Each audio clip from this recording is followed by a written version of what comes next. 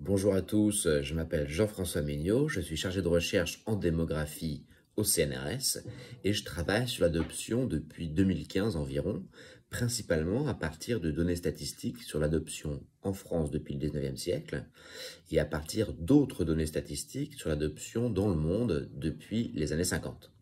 Je me suis d'abord intéressé à l'adoption nationale en France, parce que je ne savais pas initialement qu'en France, de 1804 à 1923, on ne pouvait adopter que des majeurs, et que donc ce n'est que depuis 1923 qu'on peut aussi adopter des mineurs.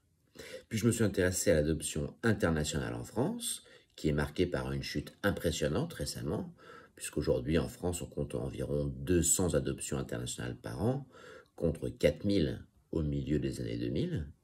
Et enfin, je me suis intéressé à l'adoption de mineurs dans le monde, pour savoir dans quel pays l'adoption de mineurs est légale ou non, pour savoir dans quel pays elle est la plus fréquente, et toujours en distinguant trois grands types d'adoptions: les adoptions internationales, les adoptions nationales au sein de la famille, et les adoptions nationales hors de la famille.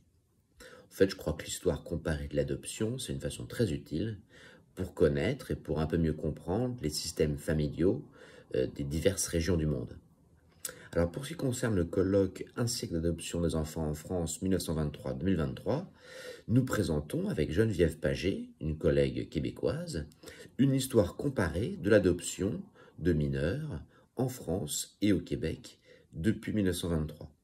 On va comparer en fait le droit de l'adoption en France et au Québec, mais aussi les pratiques de l'adoption, et on va se demander pourquoi depuis les années 2000, par rapport aux Français, les Québécois adoptent plus fréquemment des mineurs des services sociaux.